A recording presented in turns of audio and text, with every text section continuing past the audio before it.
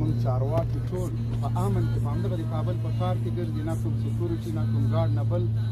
ټولو خلکو ته اطمینان ورکړو، ډاډ ورکړو چې څنګه موږ درسره وعده کړې وه چې موږ به د ولس په غېږ کې یو، ولس به زموږ په غېږ کې، موږ په ولس ځان نه ساتو، ولس موږ ساتو. د همدې په خاطر تاسو ګورئ د امارات الحمدلله منظمه قطاعات دي، خلکو د اردو خبره کوله. د موږ دغسې اردو په کار ده چې کابل د ښار د افغانستان امنیت ونیسي، له تمامیت عرضینه دفاع وکړي، د دې ولس نمایندګي وکړي، خلک پرې نه ږدي جرمونو ته.